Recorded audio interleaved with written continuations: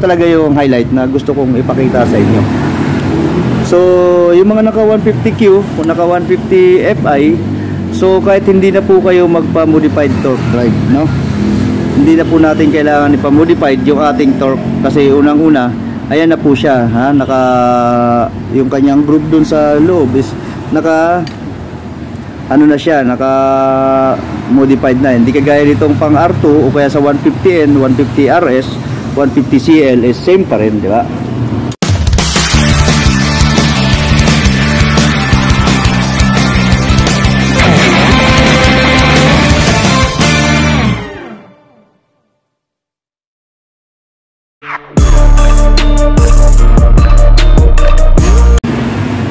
So ito mga kapatid, may ipapakita ako sa inyo, no? Yan, nagbaklas ako ng torque drive. Ito pong nasa bandang kanan ay pang 150Q o stock ng 150P o sa 150Q Fi, ano?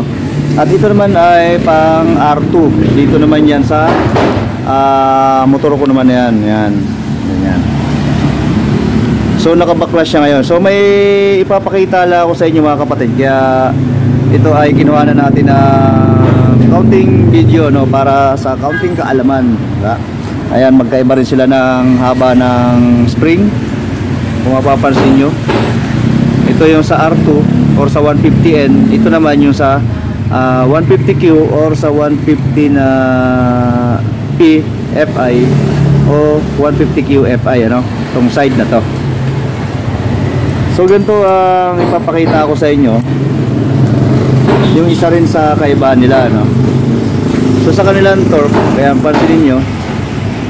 So ito mapapansin nyo, tuwid lang naman yung kanyang groove, no, dito sa lagay ng pin, ba? Pansinin nyo naman dito sa pang easy ride na 150Q Fi, 150P Fi, no? So nakabaluktot yung kabilaan dulo. Hindi kaya rito sa isa na to na diretso lang, di ba? Yan, mapapansin nyo, diretso lang yung kanyang lagayan ng pin.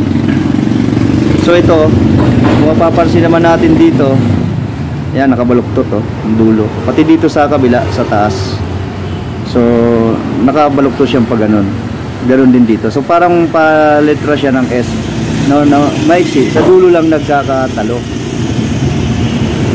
So yan, kaya medyo maganda rin manakbo yung ating mga motor na Easy Ride 150Q, 150 Fi, no? O 150P na Fi din. So yun din ang nagkaka-diferensya. At yung stock niya na clutch is mahaba, no? So ito, bakit ganito ang itsura nito is nilagyan ko ito ng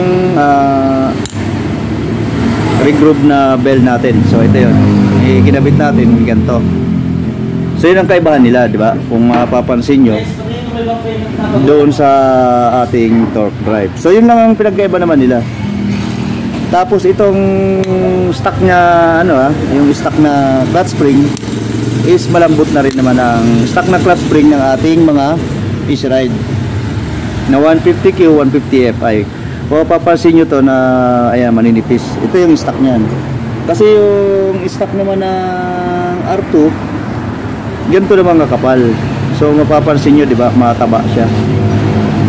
Mataba, pero yun nga lang, mahaba lang siya ng kaunti.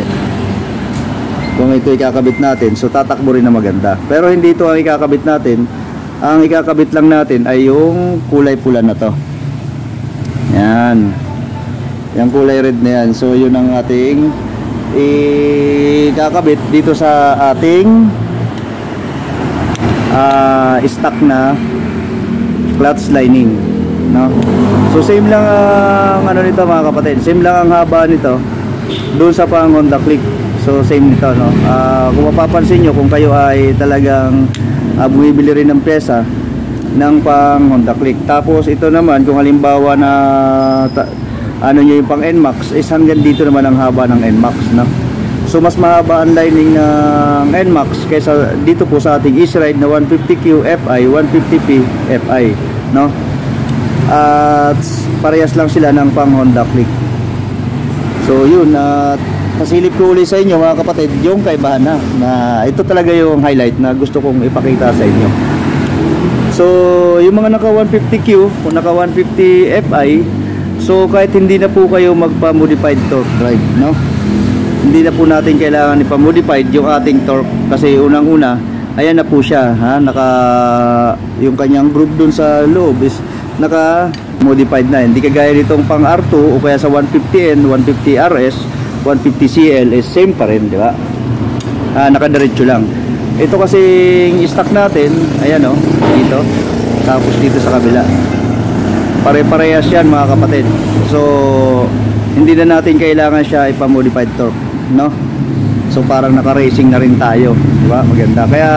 Kaya pala kung mapapansin natin na maganda talaga manakbo yung ating mga easy ride na 150Q, 150 Fi kahit ito ay stock lang, no? Tapos malambot pa yung kanyang center spring is maganda rin. Ayan, no?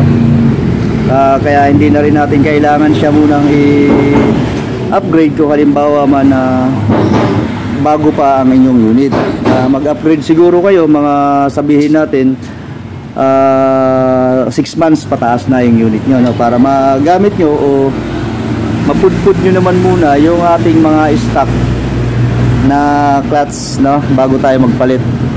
Pero ang ano ko sa inyo sa ngayon, mas maganda kasi yung lining natin is ano na lang natin siya, no? Itawag dito banding, mas maganda kasi mas matibay at mas matigas yung mga lining na nakakabit. Mapapansin nyo ito stock din to, pero ang tagal ko nang nagamit, halos taon na.